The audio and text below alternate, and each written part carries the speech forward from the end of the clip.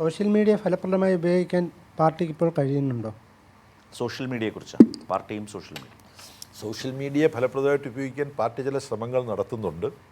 പക്ഷേ എൻ്റെ പ്രിയ സുഹൃത്ത് ചോദ്യം ചോദിക്കാൻ സേവനെ പ്രേരിപ്പിച്ചത് എന്താണെന്ന് എനിക്കറിയാം. വേണ്ട പോലെ സോഷ്യൽ മീഡിയയെ പാർട്ടി ഉപയോഗിക്കുന്നില്ല എന്നുള്ള യാഥാർത്ഥ്യം മനസ്സിലാക്കിയിട്ടാണ് ഈ ചോദ്യം ചോദിച്ചത്. വേണ്ട പോലെ ഈ കാലഘട്ടം ആവശ്യപ്പെടുന്നത് പോലെ സോഷ്യൽ മീഡിയ ഉപയോഗിക്കുന്നില്ല എന്നുള്ള സ്വയം വിമർശനമാണ് പാർട്ടി നടത്തുന്നത്. വാട്സപ്പ് യൂണിവേഴ്സിറ്റികളുടെ ഒരു കാലമാണല്ലോ, അപ്പോൾ അതിനെതിരെ ശരിയായ ഒരു പ്രചാരണം സോഷ്യൽ മീഡിയയുടെ ഭാഗത്തു നിന്ന് സോഷ്യൽ മീഡിയയിലൂടെയും കൂടി വേണ്ടേ എന്നുള്ളതാണ്.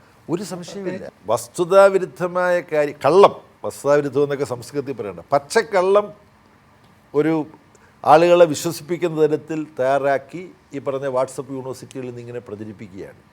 ഇപ്പോൾ പണ്ടേ ഉണ്ട് കള്ളം, പിന്നെ ഭൂമി പലതവണ ചുറ്റി വരുമ്പോഴും സത്യം ചെരുപ്പിട്ടിട്ട് പുറത്തേക്ക് ഇറങ്ങിയിട്ടുണ്ടാവില്ല. ഇതൊരു വലിയ പ്രശ്നമാണ്.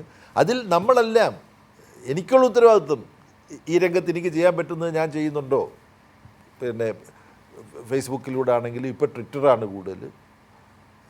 ഇതിനകത്ത് താരതമ്യേന കുറച്ച് നന്നായിട്ട് ചെയ്തുകൊണ്ടിരിക്കുന്നത് ഇവിടെ ഇരിക്കുന്നവരുടെ കൂട്ടത്തിൽ ബ്രിട്ടാസാണ്. ഇൻസ്റ്റാഗ്രാമൊക്കെയാണ് ചെറുപ്പക്കാരുടെ. അപ്പോൾ അതാണ് അവിടെ നമ്മൾ വളരെ വളരെ പിറകിൽ കിടക്കുകയാണ്.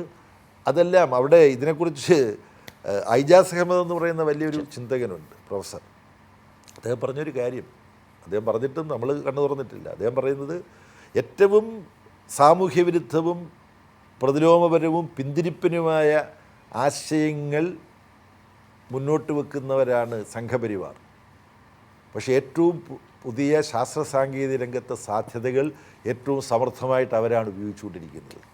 എന്നാൽ ഏറ്റവും ആധുനികമായ ശാസ്ത്രീയ ചിന്താപദ്ധതി മുറുകെ പിടിക്കുന്നവർ, ശാസ്ത്രീയ സോഷ്യലിസം മുറുകെ പിടിക്കുന്നവർ, പുരോഗമന പ്രസ്ഥാനം, അവർ ഏറ്റവും ശാസ്ത്രീയമാണ്, ഏറ്റവും ആധുനികമാണ്, ഏറ്റവും പുരോഗമനപരമാണ്.